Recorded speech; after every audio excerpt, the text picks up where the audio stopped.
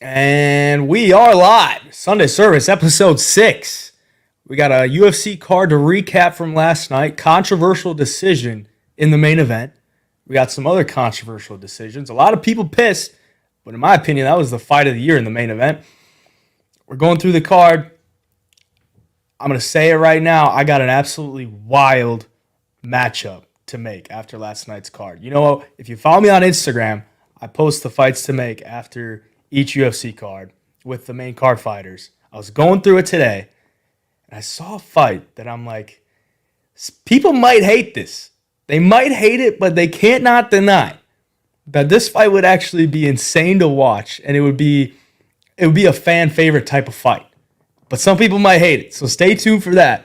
It'll probably come middle part of the show. Towards the end of the show, we're going to talk about UFC 300 because we got the biggest card of the year up next this Saturday. I could not be more excited. We made the decision to go there and be there live in person in Las Vegas. Heading there Thursday night. I'll be heading there to Vegas from Florida. And I'm super excited. The card's insane. We spent a good amount of money on the tickets. They weren't cheap, but we're making the move. We are making the move. Matty needs a Matty Ice cosign. I don't know what that means. I don't know what that means. I mean, if you want to name him Matty Ice. Last night, betting-wise, we were profitable. We had some big hits. Some of them didn't go our way, but we had some big hits. Cesar Almeida, KO, plus 475. Hit the nice little parlay on the decisions with Morono and Chepe. Some people are saying I got lucky with the Chepe decision, but that parlay paid plus 698. Those two helped a lot. Some of the props did not go our way. We took a lot of long shots. We took a lot of dogs. It was a dog type of card, and it worked out well for us. And then if you saw last night, the underdog play. I don't know how long I've been posting the 5 legs on my page for the underdog. $100 win $2,000. We hit it last night. We hit it last night. Went 5 for 5, and it honestly wasn't really much of a sweat either. Like, we were 4 for 4 going into the main event, and I had the over on Brendan Allen's significant strikes. He cleaned up pretty quick. I mean, we hit it like a couple minutes into the third round. It was pretty easy. I'll take a no-sweat winner for a $2,000 payout any day of the week. Congratulations if you tailed, because, you know, if you really break down the math, you just got to hit 1 out of 20, and you're profitable. I'll take that. And we hit last night. We're definitely not going to hit them every night, that's for sure. But we made some good money last night. I was very happy. And the sad part about it is, so we hit the underdog play. I had an insane night on DFS last night, like absolutely insane. And it would have been even better. So we hit the underdog play, $100 to pay $2,000. We hit that. And then I was going to put in an 8-legger on better picks, $25 to win $5,000. We messed up. We didn't get it in. We didn't get it in time. The 8-legger to turn $25 into $5K went 8 for 8. I'm not shitting you. I haven't posted this anywhere. Maybe I'll post it on my story after, but my story was clogged up. And I need you guys to see this because I went 8 for 8 on my better picks lineup that I didn't put in. And I was going to put $25 on it to win $5,000. It would have hit. I'm sick. I'm absolutely sick. But at least we hit the underdog play for $2,000. I was happy about that. But next week, we'll definitely make sure to get that better picks lineup in because 25 to win 5K, I'm so sick that I didn't get that in. How are we doing tonight? We just went over the bets because we want to let some people get in here before we start talking about the card. But we could get going on it with the main event. Let's talk about the main event. It was a close fight. I believe it was the fight of the year. Like, those guys were throwing down to the very end. Like, from the jump, like, it was a back and forth battle. And then to the bitter end, like, it was a war. Thank you for the congrats on the baby. Also, I got to talk about that because I put that out to you guys on my story. It was really just all through my story. I didn't post it anywhere else. So many people congratulated me on that. I appreciate it because I posted. I didn't think anyone would really care. But you guys were on it, man. You guys were ride or dies. Appreciate you all for the congratulations, and looking forward to that. Thank you, OG. Appreciate that. Back to the main event, because that's what you're tuning in here for. The recap. Close fight, tough fight. If you look at the scorecards, I'm going to pull them up right here just so I can see. Maybe I won't be able to. There we go. We're pulling them up right now. So I thought, personally, how I was scoring it. Now, mind you, I was happy about my underdog play cashing, so I wasn't watching it too closely. But I had it Chris Curtis winning the second and the third. I had Brendan Allen winning the first for sure. Chris Curtis winning the second and the third. Brendan Allen probably taking the fourth. So I thought it was 2-2 going into round 5. Now, if you watched my video on my Instagram already, I kind of explained this. But I thought Chris Curtis was winning round 5. Pretty clear. Like, he was tagging him on the feet. Allen was getting some takedowns, but he wasn't doing anything with it. And it wasn't like he was just holding on to him, but he'd get him down. He'd try to take his back. He would get his back, but Curtis was able to get out of it, reverse, let him back up. And then with like 12 seconds left, Chris Curtis just blows out his hamstring, and he looks like he just got shot. Like he just tore his hamstring. Like, I can't blame him. He just tore his hamstring. But he also looks like he was about to get finished. And Brendan Allen put it on him for the last 10 seconds. And then he falls to the ground, and he looks like he's about to die. That's a terrible optic to the judges. They don't know what happened, and they don't know that Chris Curtis tore his hamstring. And it's a terrible. We speak about this all the time. Like, body language for the judges is everything, because it's a subjective system. Like, the judges are judging you based on how you look, how you're able to take damage, how clean you take a shot, how you react to taking a shot, and at the end of the fight, how you finish the fight. He didn't finish the fight very well, so all the judges give it to Brendan Allen in round 5. That was the swing round, in my opinion. That was the swing round on the judges' scorecards. Now, one of the judges had 49-46 for Brendan Allen, which is the anomaly, because the other judge had it 48-47 for Curtis, and another judge had it 48-47 for Allen. All 3 judges gave it the round 5 to Brendan Allen, so if you swing that and Chris Curtis takes round 5, he wins the fight.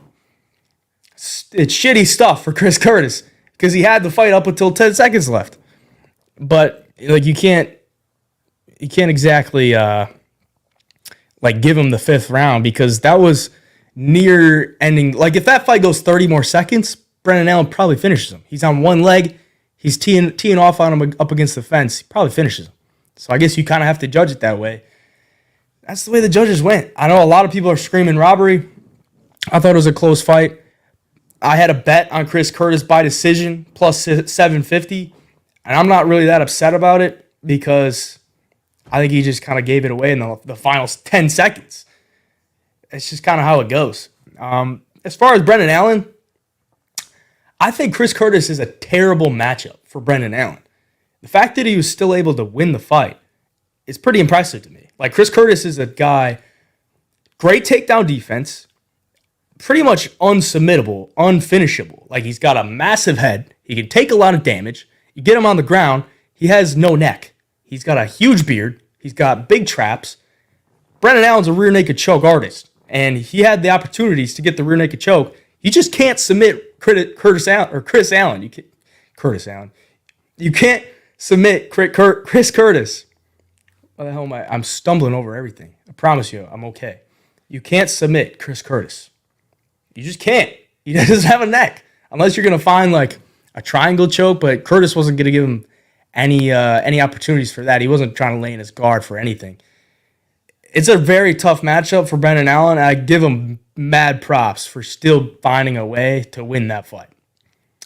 You're not knocking him out. You're not submitting him. You probably got to win by decision. And in a 5-round fight, that's going to be tough, because Chris Curtis has good cardio. He's durable. And a nightmare matchup, in my opinion, for Brendan Allen. Still gets the win. And if we're talking about like future matchups for Brendan Allen, it's tough to really give him like a huge jump up in competition because it was a close fight against the guy who's ranked number 13 or 14 in Chris Curtis. So I think you just rebook the Marvin Vettori fight. Makes sense to me. They were kind of beefing too. It just makes sense there. Anything else on the main event? Maxif Gun says Curtis won that and you know it. Bro, I'm not going to say he like definitely lost it. And I think it could have gone either way. Like, this is where we're sitting on the fence. And I hate to sit on the fence because it's just such a lame stance to take. But I'm going to do it here. Like, it could have went either way. It literally came down to the last 10 seconds, in my opinion. And all three judges saw the last 10 seconds as the most significant portion of that round. And I can't blame them. I really can't, because it looked like Chris Curtis was about to get finished. And I guess that's the major scoring criteria they're going to go off of. Like, as far as damage goes, if you're judging damage, if a guy almost gets finished, you're going to judge that a lot more than back and forth type of fight where Chris Curtis is somewhat edging the round. I don't know if I should say edging. He's winning the round slightly, and then he almost gets finished at the end. I guess they're just going to give that to him. Give him damage. What's going on, DJ? What's good happening from the 209? Thank you. We're talking fights, brother. We're talking about 300 at the end because we got to go through this card. We'll probably skim through most of it because it's not like the most insane card. Coochie said, I had Allen winning round 5 even before that last sequence, actually. I don't know. I would probably disagree. Like, Curtis was outstriking him. Allen really wasn't doing too much. And I thought Chris Curtis just looked a little bit better in round 5 until the final 10 seconds. I don't know. With the way that they score fights, it's like damage over control. And Chris Curtis was outstriking him, probably landing the more impactful shots until the last 10 seconds. Sadiq, the best dog to play on 300, in my opinion. He should be minus 150. Yeah, Sadiq's the underdog, which is very interesting. And I know Diego Lopez is going to be a fan favorite pick because he is that guy. And I don't know. That's a tough fight for Sadiq in the fact that if he doesn't keep it on the feet, he's going to be in trouble the entire time. But if he can't keep it on the feet, I think you should be able to piece him up as well. It was clear for Curtis that was a robbery, says Hindi Funny Clips. Robbery, I just don't think it was a robbery. I don't. I got to disagree with you there, man. I just don't see it as a robbery because it was a close fight 2-2 going into the 5th. And, I guess the 49-46 scorecard, I would say, is a little generous to the Allen side, but I thought it could be 48-47 either way. Even with the close loss, Charrier showed he's going to be a solid fighter. I agree with you, DJ. I agree with you. We'll talk about that. And why don't we just get into it? We could just move right into that because the co-main event was just boring, honestly. Hernandez and Jackson is what it is, bro. And, Alexander Hernandez just blows it again. But let's talk about that one because it's coming up here. Charrier, going into this fight, so I was on Chepe money line, and it was a close fight. And I thought Charrier really wasn't that good. He hadn't really beaten anybody that good, but he showed in that fight he's a damn good striker and a damn good overall fighter. He was hitting Chepe with some clean shots. I think it was just the pace and the pressure of Chepe that allowed him to get the win. In round 1, Chepe was putting on the pace. He was putting on the pace, throwing hard shots, and I think this is the underrated part of that fight for Chepe. Chepe was hitting him with good shots. They weren't just touching. Charrier was hitting him with more clean shots where it looks a little bit pretty. Chepe's hitting him with some dirty stuff. Knees in the clinch, right hands, hooks. Just very tough to deal with. Charrier dealt with it pretty well. I thought Chepe won the first. I thought Charrier took the second. And then in round 3, I think Chepe clearly won round 3. He landed a massive flurry on him, put him up against the cage. Charrier goes for the takedown, gets it, doesn't do anything with it. And then Chepe reverses position with like a minute, maybe 40 seconds left, and lands some good shots. I thought Chepe clearly won round 3. At worst, if you're going to go with the Charrier side, it's 29-28, and you give him the first and the second. I thought Chepe won the first. I thought he won the third. I thought it was a good decision. Granted, I am biased because I had Chepe money line, and I had Chepe by decision. So I'm going to think Chepe won, but it was a close fight. I will give you that. Yeah, but he keeps it on the feet. He could look minus 500. Talking about Sadiq and Diego, I agree with you. His grappling really surprised me. I agree. Charrier's grappling looked pretty good. Like, he looked pretty solid, very strong in the clinch. Good stuff from Charrier. I think he'll be solid. I think he will, even though I kind of shit on him earlier in the week. But he's a solid fighter. He's definitely solid. Those Paris guys, very good strikers. Very good. Cameron Clark, your lay is going to be full fade. Oh, he's talking about Cameron Clark's lay. Cameron Clark's lay is Lopez, Oliveira, Poatan parlay. The Brazilian parlay. I mean, shit, I wouldn't parlay all that. That's for sure. I mean, you're getting plus 200 dog there in Charles. You might as well just straight bet it. Paris guy's very technical. I agree with you, bro. Thank y'all for joining. So we just talked about the Chepe fight. I mean, Chepe's 3-0 now in the UFC. He called out Bryce Mitchell. I don't know if that's a realistic matchup because Bryce is, top. I think he's top 10 still. And I know he just took the loss to Josh Emmett, but Chepe ain't even ranked. And I don't really think he's going to be getting that off the rip. I actually think Chepe versus Charles Jourdain would be a fun fight. Both guys unranked. Both guys fun fighters. I think that would be a banger. Chepe versus Charles Jourdain, that'd be sick. And for Charrier, I think Charrier Jack Jenkins would be a fun fight as well, if you're interested in that. 2.5, it was a robbery. We're talking robberies in here, bro. So much robbery talk. What up, Brody? How we doing? Thanks for joining. Bahamondes, Yagos. I mean, pretty easy work for Bahamondes. Not much to go over there. I mean, first round KO, just absolutely mollywopped him. Here's the thing. Brizzy's bringing it up in the YouTube chat. Charrier closed minus 2,000. See, I wasn't keeping track of the live odds, but I did see on Twitter or X or whatever, people were saying that Charrier closed as a massive favorite. I thought that was pretty insane. If Charrier was minus 2,000, fuck, man. I mean, if I saw that on the live market, I'd be hammering Chepe. Because I thought he won the first round. I know it was close. And even round 2 was somewhat close. I definitely gave it to Charrier, but it was somewhat close. And then round 3, I thought he won pretty clear. So for Charrier to close as minus 2,000 is insane. If Sugar opens at plus money, that's a lock. I mean, he's open. He's open right now against Marab. He's a dog. So go take it, brother, if you think that's a lock. Nickal and Justin are locks. Bro, Bo Nickal's minus 3,500. Of course he's a lock. But is he really? Is he really a lock at minus 3,500? Unreal. Round 2 wasn't close. All right, well, we can get off of this.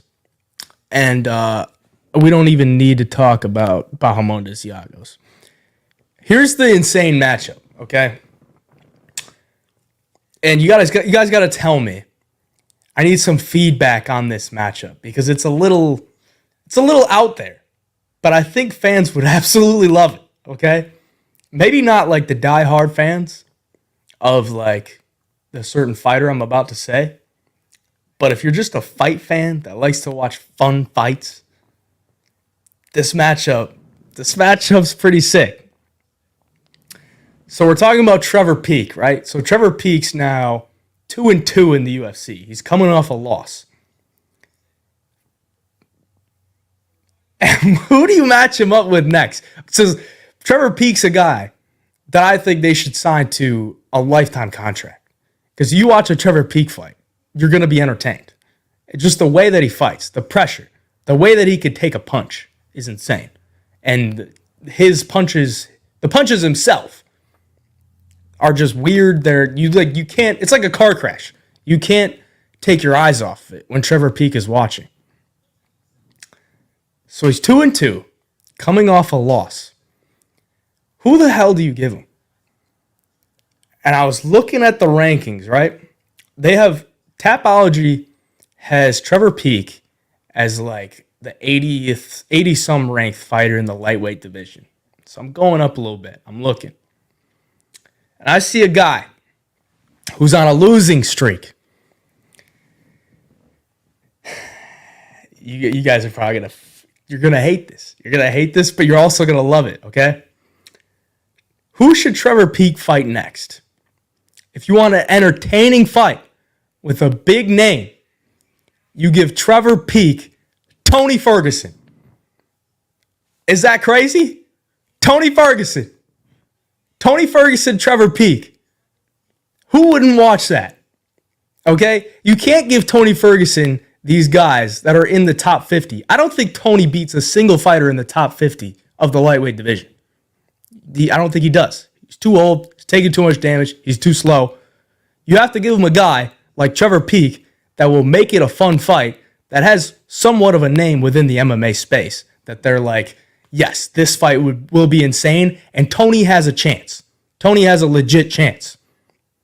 Trevor Peek doesn't have some amazing skills. He doesn't have some clean striking. He's beatable.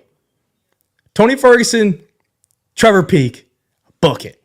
Okay? It's sick. It looks amazing on paper. Am I crazy? We don't want to see. Okay, this is what I'm saying. Like, if Tony fights again, you give him a guy like Trevor Peek. Tony Ferguson, Trevor Peek. What do we think? What do we think, chat? Would that not be sick? Tony Ferguson, Trevor Peek. You can make that in the summer. If Tony really wants to come back, you make that. That'd be sick. You generally don't want to see Tony fight again. It hurts too much. You're done with Tony? Look, I'm done with Tony too. I've been done with Tony. But Tony's not done with Tony. And if he wants to come back, you give him a guy like Trevor Peek. You think Tony's chin is shot? Here's the thing. I kind of disagree. I don't think Tony's chin is shot. I just think he doesn't battle through the damage well anymore. It's not like, okay, he got chinned by Michael Chandler, but Chandler literally punted his face off. I think he could take some punches from Trevor Peek. You know? Like, he took a bunch of punches from Bobby Green, took a bunch of punches from Paddy Pimblett.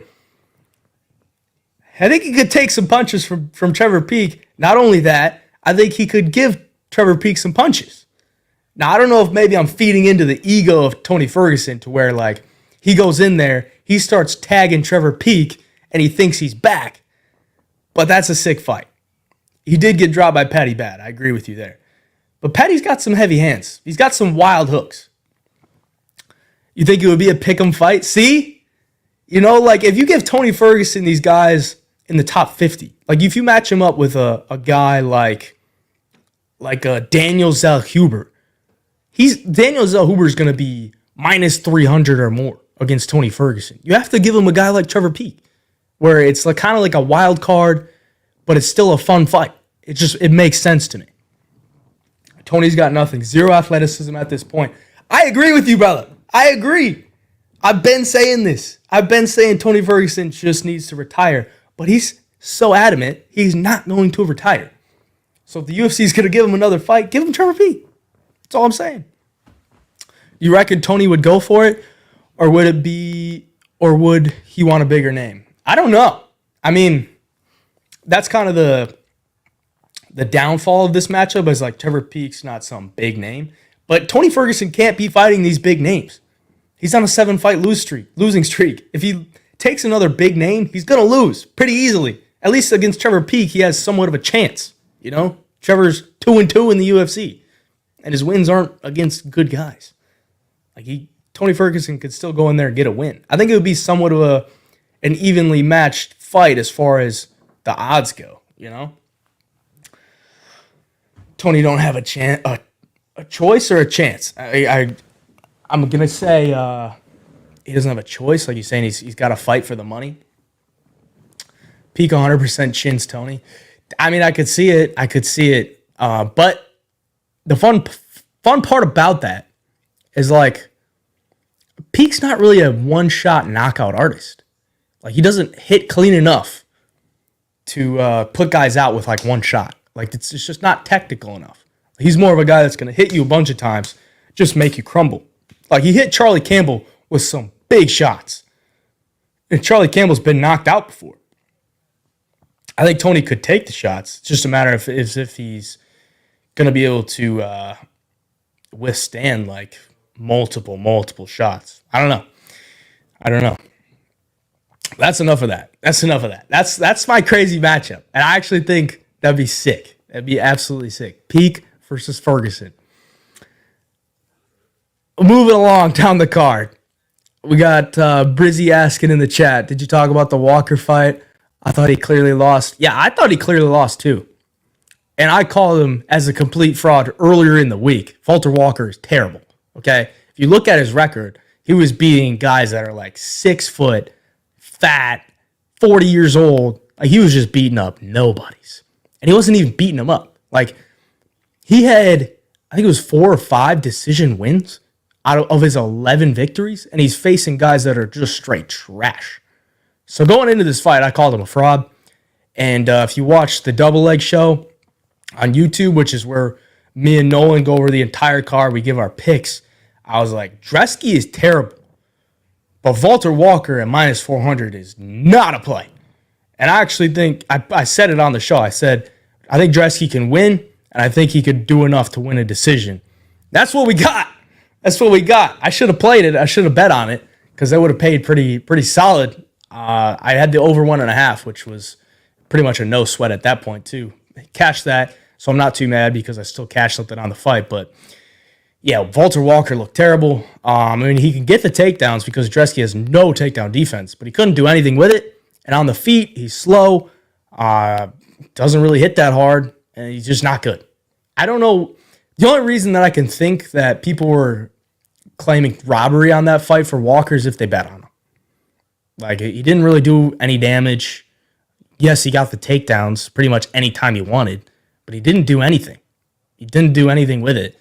He even got into mount, I think, at one point, and he didn't do anything. It's like, he's Johnny Walker's brother. I think that's the only reason that people were betting on him. He's got the Walker name. He was undefeated at the time. I didn't see him being very good whatsoever. Cameron Clark, what's going on, brother? I know it was in your parlay, but I don't see how Alex Morono won. Yeah, that was a greasy one, bro. That was a greasy one. I thought he probably outstruck him a little bit in the first round. Definitely lost the second round. And then I thought he just barely outstruck him in the third. Greasy one. I agree with you there. If that bet lost, you know, I would have been like, yeah, like Morono just kind of screwed up there and lost. But he won. And I'm happy about it. Charles Moneyline plus under 1.5 thoughts. I would just take Charles round 1 or 2. I don't think you need to parlay that. But yeah, if Charles gets it done, it's probably round 1 or 2, bro. That's just how Charles wins fights. Jared Fenwick. I hate betting on Alexander Hernandez, bro. Disappoints me every time. I agree. He's just always a disappointment. Hernandez is just always a disappointment. You can't.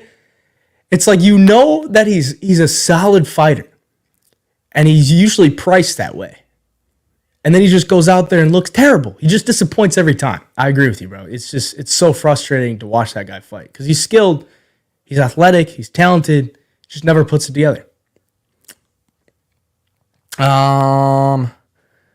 Last fight we could talk about on this card because it was very, very unfortunate to watch. Jermaine Duraname, Norma Dumont.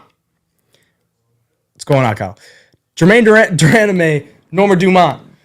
Dumont absolutely wet blankets her, okay? And I don't know what the hell you could do. Like, what is Jermaine going to do? Now, I will say, Jermaine, she should have abandoned the kicks because the only way she was going to take her down is if she caught a kick, got her up against the cage, and used those cheeks to scoop up a takedown And once she gets on top of you, there's not a lot you can do. When you got Norma Dumont's cakes on top of you, you ain't getting up. And that's really what she does. She just laid and prayed. She landed 0 significant strikes in round 1. 0.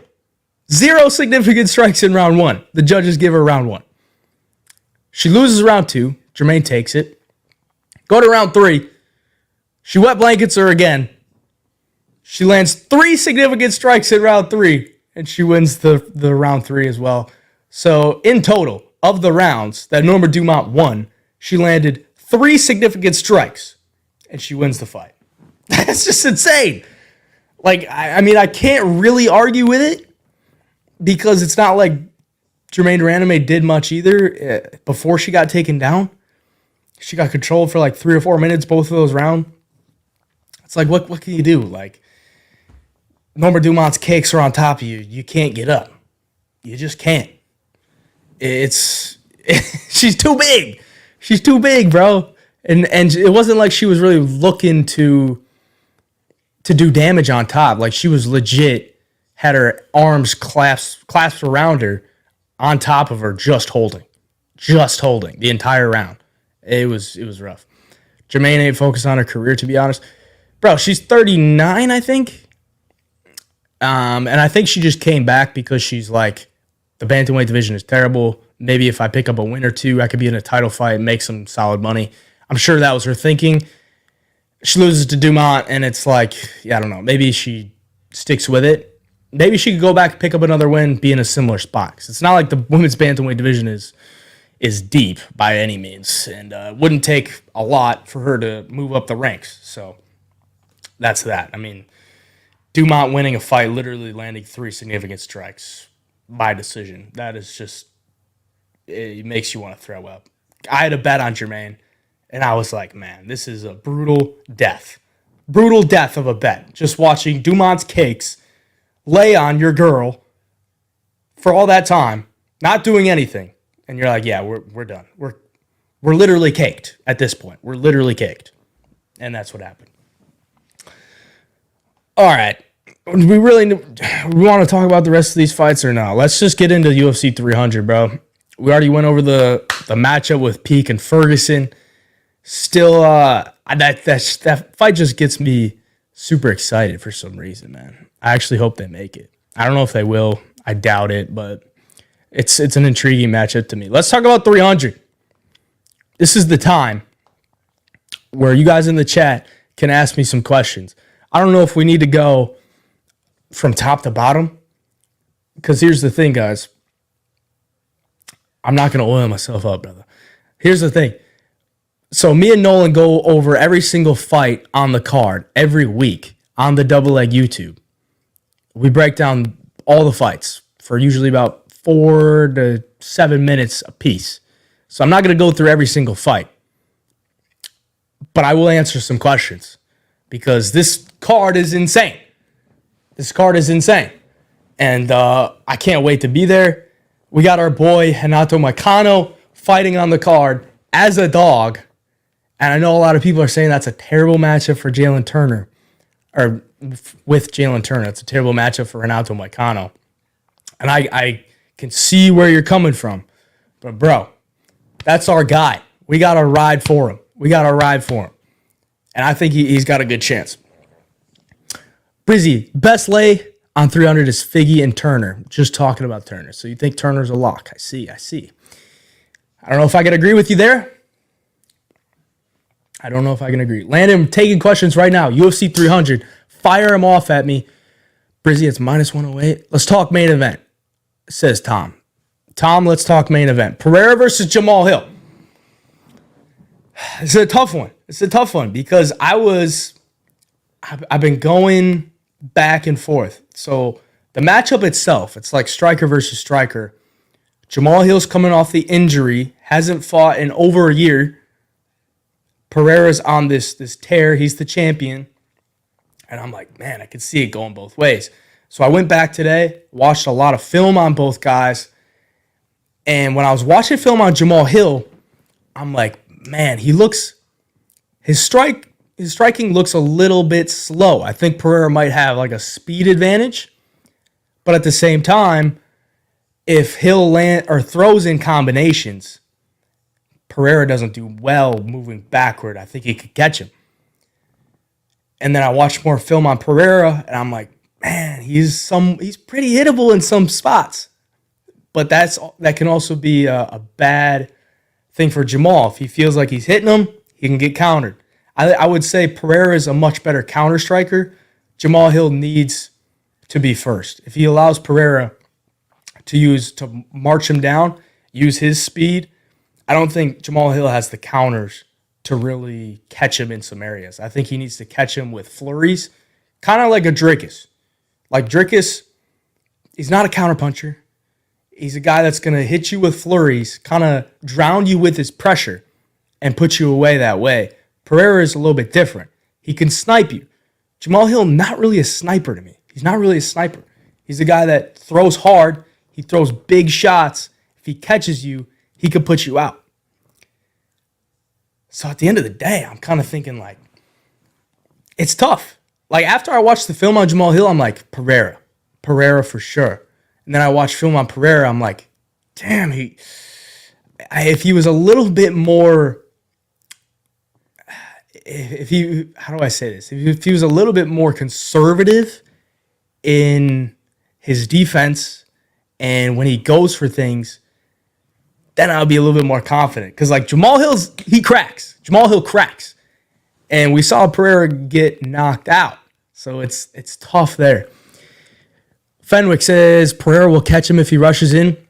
Here's the thing. I would agree with you there. And let me make this clear. I think if Hill knocks him out, he has to have Pereira towards the middle of the cage. And when I say that, it's probably going to sound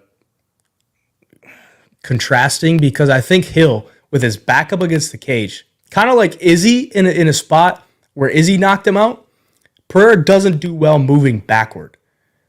So if Pereira marches him down and Hill's got his back to the cage, I think that's when he should blitz and he should commit to it. He should commit to it fully so that Pereira can't counter him in the space where he can let off a clean combination going back towards him. If he's going to commit, he's got to commit. If he's not going to commit, then just stay out of it. You don't want to get into the range where Alex can land the hook, he can lean back, and then counter back with his right, because that's when he's most dangerous. It's tough. Brizzy says it's tough. He wants Hill. I could see his legs getting chopped off. Yes, that's a massive thing, too, that I saw in the film I didn't touch on. Thank you there, Brizzy. Jamal Hill's going to get his legs chopped if he's in orthodox. Now, he's normally a southpaw. He'll mix it up. If he's an orthodox, Pereira's going to chop that leg 1,000%. And it won't take many before he starts to feel him. If he's in southpaw, I think it's going to be a little bit harder for Pereira to land that leg kick. He'll probably have to use his lead leg because Pereira's an orthodox. He'll have to use his lead leg, and it's not going to be as sharp. I mean, he can still land it for sure, but then that opens up the hands for Jamal. Tom, it would be around 450 days since Hill's last fight, and the Achilles injury history concerns me. Also leaves himself open to hooks. Yes, I agree. I completely agree. Great reads there, brother. Connor, Hayden, we know you're already on Charlie O. Bro, we can talk about that one too. So, you guys know me. I'm a big Charles Oliveira fan.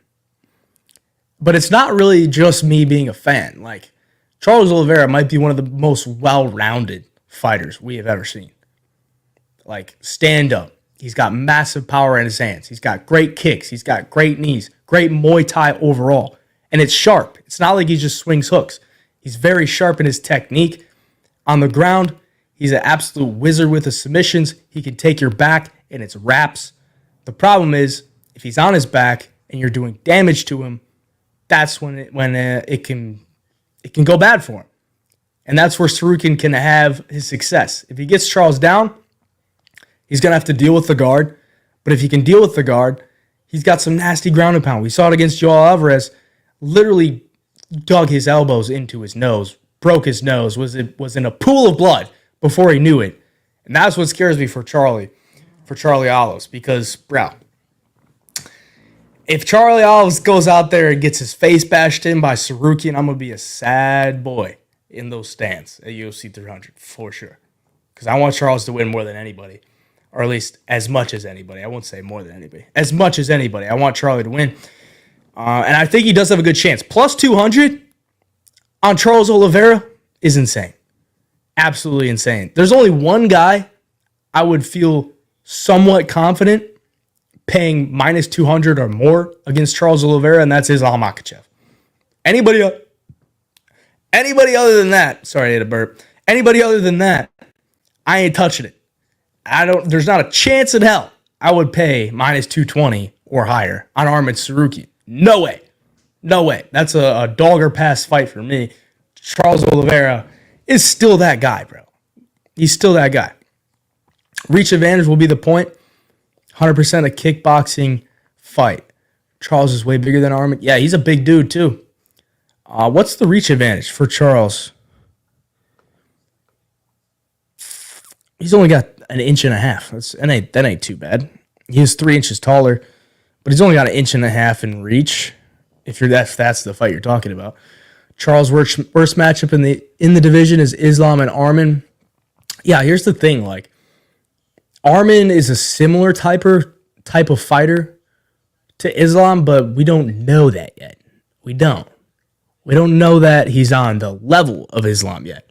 Like, Arman lost to Gamrot on the scorecards. Now, I thought he probably won the fight. But either way, it's not like he's some guy that goes in there and finishes everyone in the first round. Like, he's not a guy of an Islam where he just dominates every single facet of the game. Like, he's still hittable on the feet. He got rocked by Joaquim Silva. He's still hittable. Like, there's some weaknesses to his game. I think Charlie Olives could exploit that. What up, Cohen? How we doing? Thanks for joining. Talking Charles Oliveira, Arman Tsarukyan, man. That's insane that's the first fight on the main card for one. That's just insane. Islam, I agree. Arman, I don't think so. And I bet Arman always. Yeah, bro. Arman's just, he's an insanely good fighter. He's a unit, too. I mean, he's 5'7", so he's not super tall. God, dude. Arman's got like a fucking 8-pack. Is an intimidating dude. Like, I don't know how much body fat that guy carries around. It's got to be like 4%, maybe 3%. Dude is shredded and built. It's insane. He's got some pretty decent stand-up too. So who do I got for the main event? I don't know if I can give you a pick right now because I'm still going back and forth. If you want my pick and the full breakdown, go to the Double Leg YouTube. I'll give it there. I think it'll be posted on Tuesday. We'll give it there. But if you want my official bet, I'll make that public later in the week. I'll probably put a bet in while I'm there in Vegas, and I'll post it so y'all know who I'm on because everyone wants to know who everybody's on, bro. Like, it's a biggest card of the year. You want to know who I'm on for the main event. And, of course, if you don't know already, the pay-per-view tradition, Hazi's going to be making his pick Saturday. So stay tuned for that. What do you think about Cody? I mean, if his chin holds up, he's live. But can anybody really be confident that his chin holds up at this point? Like, Cody Garbrandt, his wins since he's really come back is Trevin Jones and Brian Kelleher. So I guess he's rightfully a dog.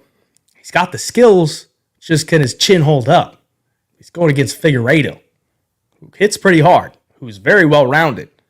So I think Figgy probably takes it.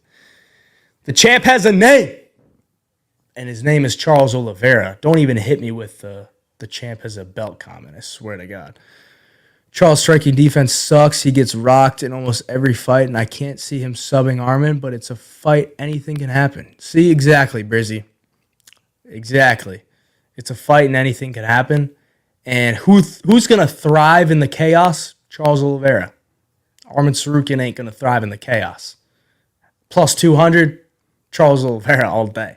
And he's going to be a public dog for sure. Everybody on the public's going to see that plus money on Charles, and they're probably going to bet it. So that pretty much chalks it up to a loss, because that just seems how it goes. But Poirier was also a big public dog. He got it done by KO. So yes, anything can happen. Like on paper, BSD versus Poirier, probably not the greatest matchup for Poirier. But you find a way. You have that much experience, that much championship level experience. You have those skills. You have that mindset. You have the composure. Anything can happen. You go in there, you create chaos. You thrive in the chaos. That's when you find a victory as an underdog. Champ had a name. Champ has name Islam Makhachev. Bro, I swear to God. You're going to come in my chat and shit on my boy Charlie Olives. Makes me sad. Makes me sad. I thought we were cool here. Okay? Thought we were cool. I respect Islam for sure. I did say the only guy I would trust at minus 200 something to beat Charles is Islam Makhachev. So, yes, he's the champion. I believe he'll probably be champion for a good amount of time. For sure. What do you guys think of Gaethje Holloway?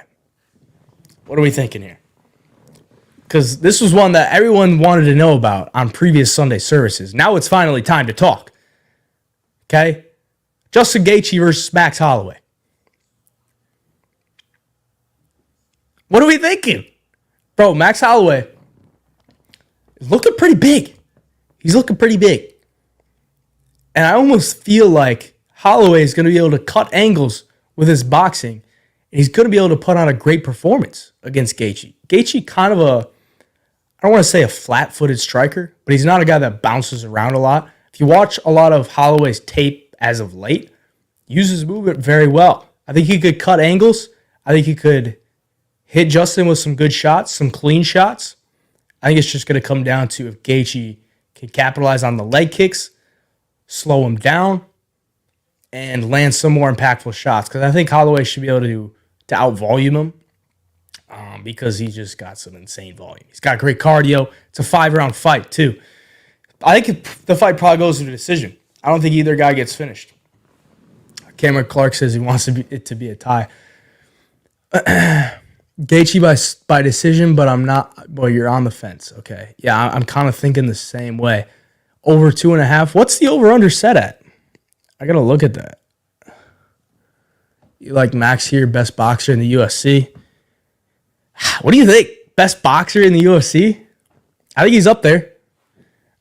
I mean, maybe it's recency bias, but I think Poirier is the best pure boxer in the UFC, I'll be honest. Maybe, am I out of pocket there? What's the over-under here?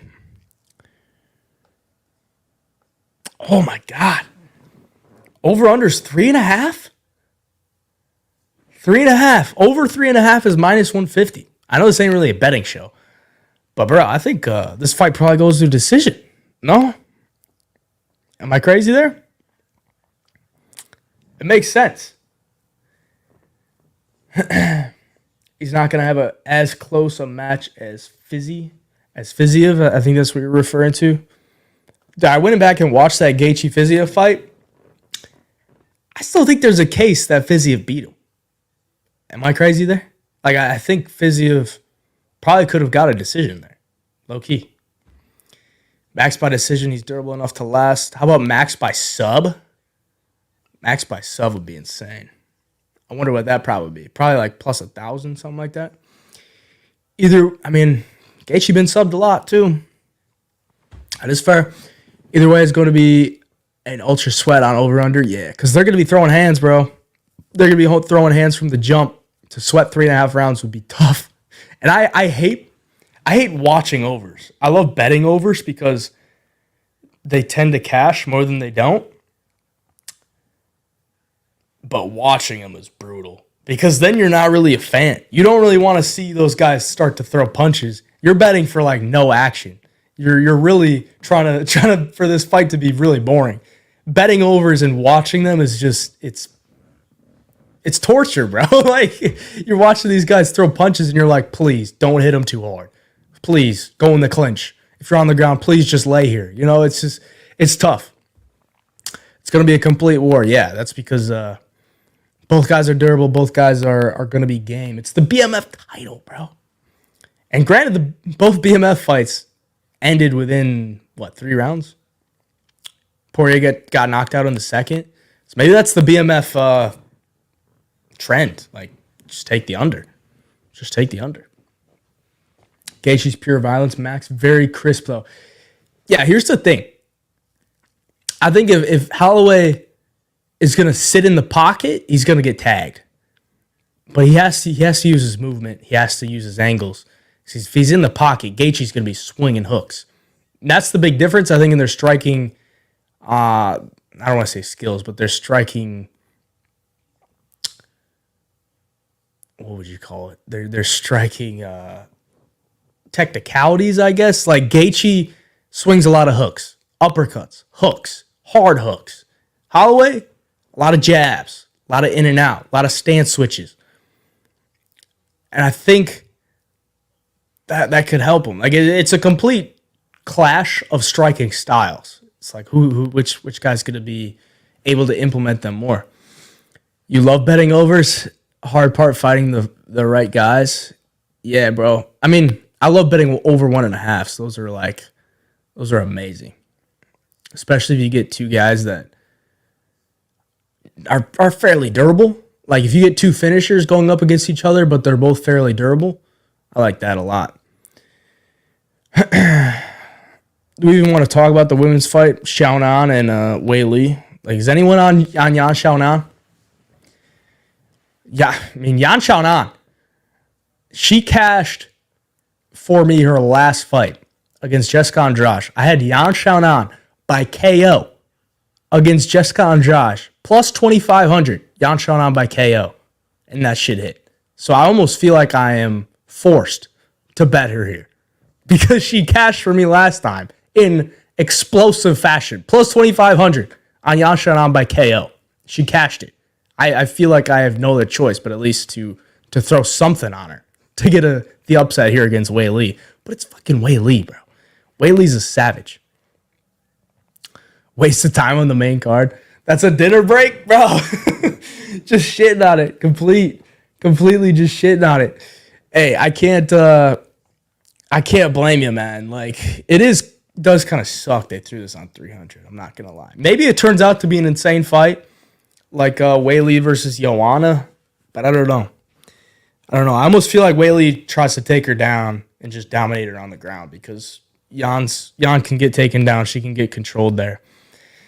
And she can take some damage from there, too. She got finished by Carlos Esparza on the ground. So, yeah, it looks like a tough matchup for Yan Xiaonan. Bo Nickal, Cody Brundage. Is anybody in the chat betting on Cody Brundage? Say it right now. I'm not going to judge you. Is anyone betting on Cody Brundage? Please tell me, because I'm almost tempted to. Okay, I'm almost tempted to. Bo Nickal is minus 3,500 right now. Biggest favorite in UFC history. Cody Brundage won a fight by DQ, and he just won his last fight by slamming a guy on his head. He is the ultimate variance in MMA.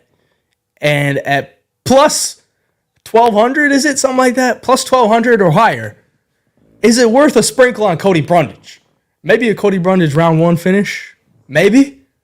Like, am I crazy here? Like, we're talking Bo Nickal. I don't think Bo Nickal's dumb enough to do something to get himself DQ'd.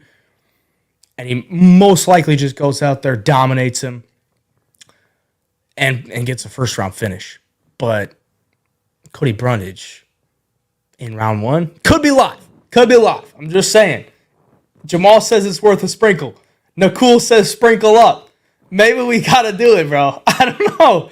Cody Brundage is a crazy type of fighter. He's dangerous.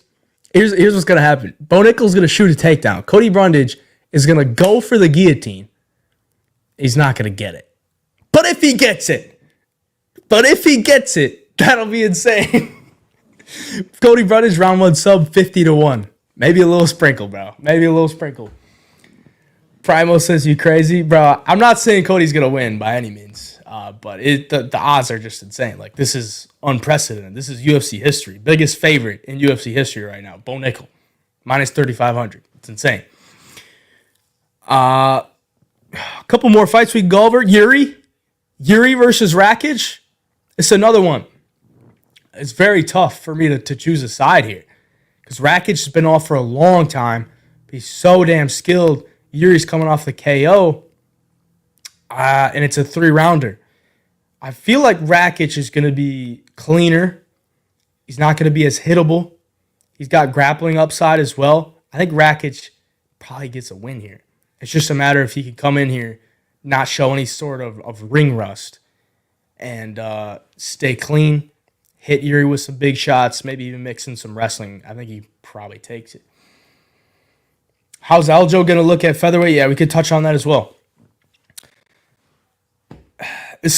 These are all tough ones because they're really solid matchups. Like the matchups we have, very good matchups. You could tell that by the betting odds because they're not wide lines unless we're talking about Bo Nickal, Cody Brundage. There's not a ton of wide lines. And this one's very close. Like Calvin Kattar, I think, is just a slight underdog to Aljamain.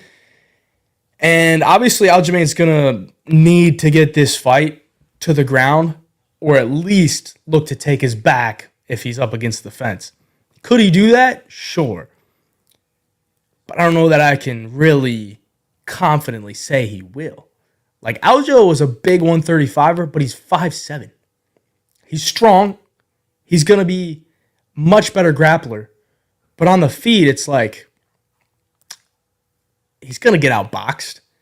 Calvin's coming off the injury. He hasn't fought in, I think, over a year. So it's a tough fight for Kattar to come back in a 3-rounder with, having the time off and to be confident that he doesn't get taken down.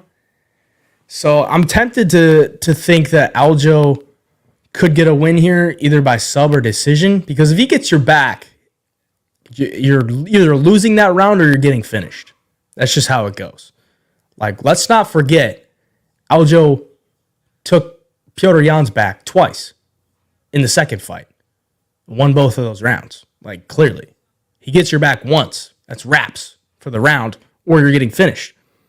So he's just got to do that twice, or he's got to do it once and finish him. So it's tough. It's tough. Scuba Stone, you can watch this later on the Homo Fight YouTube. When the live is over, it'll be posted, I think it automatically posts to the Homo Fight YouTube. You can go back and watch it. All these lives, you can go back and watch them on the Homo Fight YouTube channel. Anything else you want to talk about? I mean, we got Diego Lopez, Sadiq Youssef. We already kind of touched on that one. Diego is going to create chaos. And if he does find the finish, it's going to look really good. If he doesn't, he's going to have a tough time, I think, striking with Sadiq. Sadiq's a lot cleaner, got big power. And I don't think Sadiq is going to be like super easy to submit. But if there's anybody that could submit him, it's Diego Lopez. I think Diego's probably got some of the best jiu-jitsu in the UFC right now. Like, he almost submitted Movsar multiple times. I know Sadiq's a great black belt, an underrated black belt. But Diego could definitely snatch something up on the ground. It's just the takedowns. Like, Diego's not a great take. I don't think he's ever landed a takedown in the UFC. But he finds ways to get it to the ground. And he's got some heavy hands on the feet, too. Like, he's not a clean striker, but he's going to throw a lot at you and make you or force you to make a decision. You think Holm is worth a dog shot? Kayla looked like trash versus Aspen Ladd, and she sucks. Yes and no, because I think Kayla could probably take her down easily, control her there. But if she can't, I don't know that. It's just the fact that Holly Holm is 42. Like, I don't think she has the same type of movement or pop in her step. It's not like she's a massive hitter, but she throws good kicks. She throws good kicks, and she has solid movement. I just don't know that at 42 we can bank on that. But, I mean, you're playing a plus 300 dog, something like that. So, I can't blame you for taking a shot on Holly Holm, but I think Kayla probably grapples her up and wins probably a decision, I think. I think she wins a decision. I don't think she goes in there and subs her. I think it's a decision. Last one we'll talk about. our boy, Renato Moicano, taking on Jalen Turner. A lot of people saying this is a bad matchup for Renato Moicano. And on paper, it looks tough because Moicano has been knocked out a few times. And he has 0 knockouts on his record. So I don't know that he's going to be able to, make Jalen respect him on the feet. But if he gets him down, like Jalen Turner loses fights when he's on his back. If you look at when he's on his back, it's against Mateusz Gamrot. He lost that fight against Matt Frivola. He lost that fight. And most recently, he lost to Dan Hooker as a minus 200 favorite. I think Ganato's live, bro. I really do. I think if he could survive round 1, I think his cardio might be a little bit better. I think his pace will be a little bit better. I think if he gets him to the ground, he can hold him there, and he'll be dangerous with the submissions. We saw with Moicano versus Dober. Dober got on his back, and he's like, I cannot give up my back. The last thing I can do is give up my back because Moicano's going to take the back, and then I'm toast. So if he can get him to the ground, Jalen Turner's either got to get up against the cage and work to get up that way without giving up his back, or he's just got to survive on the ground and he's going to lose the round. So I don't think Moicano is out of this fight by any means. I think he's live for sure. But he's got to survive the first round because that's when Jalen Turner's most dangerous. The Instagram live cut out because we're over an hour. We just absolutely smoked the preview of this UFC 300 card. Thank you all for joining. We're going to be there in attendance. So if you're going to UFC 300, let us know, and we'll try to meet up with you. If you see us out there in Vegas, don't be afraid to say what's up. We love you all. Thank you for tuning in to Sunday Service, episode 6. Hopefully you enjoyed. Hit the subscription button for us here on the Home of Fight YouTube. Drop a like for us. I appreciate it. Hayjivepicks and all the medias. You know where to find me. Till then, next week, we'll be recapping UFC 300 here on Sunday Service. Appreciate y'all. Till next time, we out.